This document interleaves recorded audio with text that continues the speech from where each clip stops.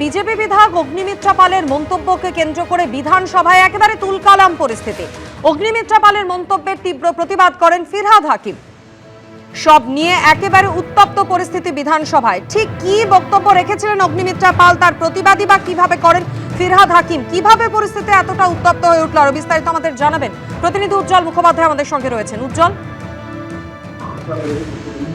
দেখো, সেটা হচ্ছে যে আজকে আমরা দেখতে পাই অগ্নিমিত্রা পাল বিজেপির বিধায়ক, তিনি বক্তব্য রাখছিলেন মূলত আজকে যে বাজেট পেশ হয়েছে সেই বাজেটের উপরে, এবং তিনি বক্তব্য রাখতে গিয়ে এক জায়গায় মন্তব্য করেন যে মাদ্রাসা উন্নয়নের জন্য সরকার অনেক অর্থ ব্যয় করেছে, কিন্তু সাম্প্রতিককালে মাদ্রাসা থেকে কেউ ভালো রেজাল্ট করেছে, আইএস আইপিএস হয়েছে এমনটা কিন্তু নজির নেই। বরং দেখা যাচ্ছে যে যারা মাদ্রাসা থেকে পাশ করেছে তাদের অনেকের হাতেই অস্ত্র তুলে দেওয়া হচ্ছে। এই মন্তব্যকে ঘিরেই কিন্তু তৈরি হয় বিতর্ক। আমরা দেখি ফিরহাদ হাকিম তিনি প্রতিবাদ করতে থাকেন। তিনি বলেন যে যেভাবে সংখ্যালঘুদের ক্রিমিনাল বলা হচ্ছে এটা কোনোভাবেই মেনে নেওয়া যায় না। ভারতবর্ষের স্বাধীনতা আন্দোলনে সংখ্যালঘুদের একটা বড় ভূমিকা ছিল, ফলে সমস্ত সংখ্যালঘুদের গায়ে ক্রিমিনাল তকমা সাটিয়ে দেওয়া এটা বিজেপির রাজনীতি হতে পারে, কিন্তু এটা বাস্তব না।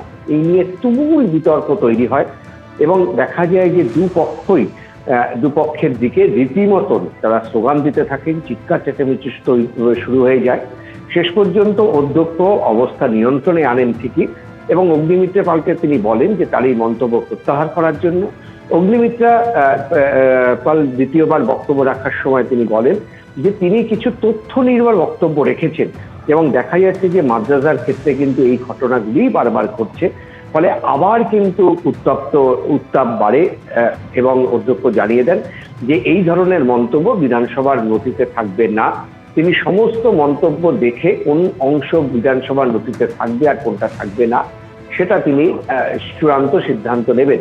পরে অগ্নিমিত্রা পাল তিনি সাংবাদিকদের বলেন যে তারা একেবারেই সংখ্যালঘু বিদ্বেষী না, তাদের সঙ্গে সংখ্যালঘুদের অত্যন্ত ভালো সম্পর্ক, এবং একই সঙ্গে দেশের প্রধানমন্ত্রী তিনিও কিন্তু সব ধরনের অংশের মানুষেরই উন্নয়ন চান, কিন্তু তিনি কতগুলি বাস্তব তথ্যর সামনে এনেছিলেন এবং সেটাকে ঘিরে অযথা বিতর্ক তৈরি করা হচ্ছে। উজ্জ্বল, ধন্যবাদ। ক্রিমিনাল সংখ্যালঘুদের রক্ষা করাই এই সরকারের একমাত্র কাজ, এই মন্তব্য করেন অগ্নিমিত্রা পাল, যে মন্তব্যের তীব্র প্রতিবাদ করেন ফিরহাদ হাকিম। বিধানসভায় তুলকালাম পরিস্থিতির সৃষ্টি হয়েছিল। পরে বিজেপি নেত্রী অগ্নিমিত্রা পাল কি বলেন শোনাবো। আপনাদের সরকার সংখ্যালঘুদের ব্যবহার করে ভোট ব্যাংকের জন্য আপনারা তাদেরকে ক্রিমিনাল বানাচ্ছেন। এটা তো সত্যি কথা। ফিরহাদ হাকিম মহাশয়, আপনারা তো জ্বালা ধরল কেন? যারা আমাদের সংখ্যালঘু বিধায়করা ছিলেন এবং তার সাথে সাথে তৃণমূল বিধায়ক, আপনারা কি চাইছেন প্রতিবারই আপনারা বিষয়টাকে গুলিয়ে দেবেন, বলবেন বিজেপি মুসলমানদের এগেনস্টে? একেবারেই নয়, একেবারেই এগেনস্টে নয়। আপনি বলছেন আপনারা ঘৃণা করেন, ঘৃণার প্রশ্ন আসছে কোথা থেকে? আজকে সংখ্যালঘুরা ভারতবর্ষের স্বাধীনতার সংগ্রামে তাদের কি অবদান আমরা সবাই জানি। আপনাদের ইলেকশন রাজনীতির বেনিফিটের জন্য আপনারা ভোট ব্যাংকের জন্য শুধু সংখ্যালঘুদের ব্যবহার করেন। আমরা কিন্তু সেটা করি না। সবকা সাথ, সবকা বিকাশ, সবকা বিশ্বাস, সবকা প্রয়াস। যখন আবাসের লাইনে বা উজ্জ্বলা গ্যাসের লাইনে কেউ দাঁড়ায়, তখন জিজ্ঞেস করা হয় না যে তুমি হিন্দু না মুসলমান না জৈন না শিখ। ওটা আপনারা ধর্ম নিয়ে রাজনীতি করেন। সত্যি কথাটা বেরোবার সময় এসে গেছে। বিজেপি বিধায়ক অগ্নিমিত্রা পালের মন্তব্যের তীব্র প্রতিবাদ করেন ফিরহাদ হাকিম। আপনি অসত্য কথা বলছেন, ক্ষমা চাইতে হবে, এমনটাই দাবি করেন পুরমন্ত্রী। স্বাধীনতা আন্দোলনে বহু সংখ্যালঘু মানুষ প্রাণ দিয়েছেন, সব সংখ্যালঘু ক্রিমিনাল নয়, পাল্টা দাবি করেন ফিরহাদ হাকিম।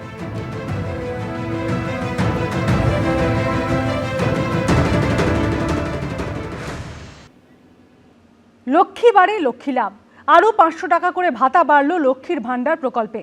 অন্তর্বর্তী বাজেটে ঘোষণা করলেন অর্থমন্ত্রী চন্দ্রিমা ভট্টাচার্য।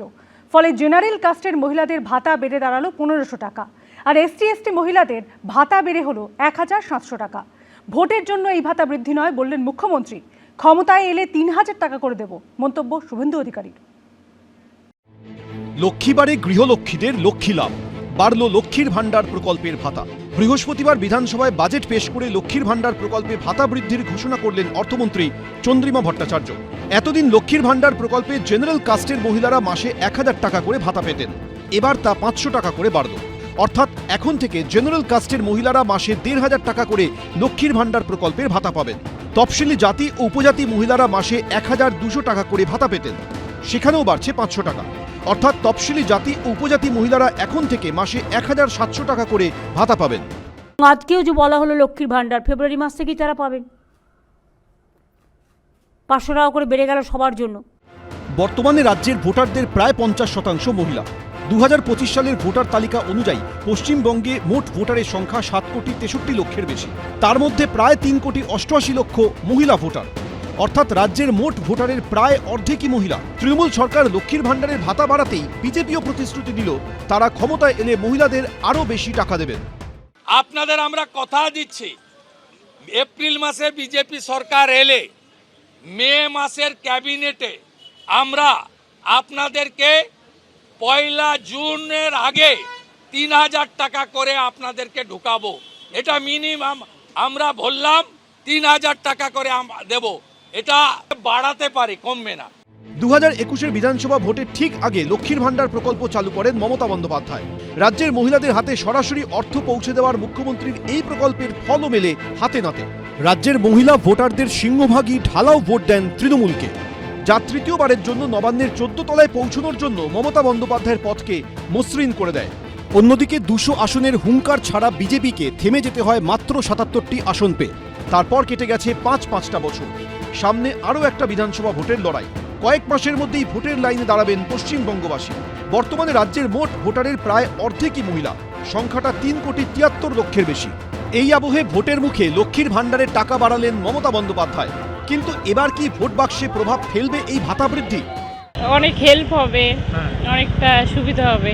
ধন্যবাদ মুখ্যমন্ত্রীকে জানাচ্ছি। এই 1000 টাকা 1500 টাকা দিয়ে তো আমাদের চলবে না। লক্ষ্মীর ভাণ্ডারে 500-1000 না বাড়িয়ে ছেলে মেয়েদের একটা কাজের ব্যবস্থা করে দেবে। আমাদের এই মহিলারা সবাই খুব খুশি।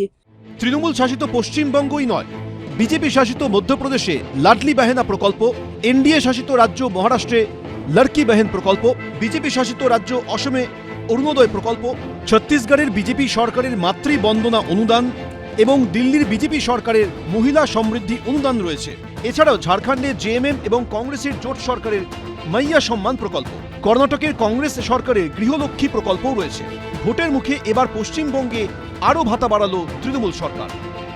ইলেকশন ইয়ার আসছে বলে আমরা কিছু বললাম সেটা করলাম না তা নয়। লক্ষ্মীর ভাণ্ডারে 500 টাকা বাড়াচ্ছে, আমি এর বিরোধী নয়। আমি চাই 5000 করে দেওয়া হোক, তার পরিবর্তে রাজ্য কিছু কাজও বুঝে নিক ওদের কাছ থেকে।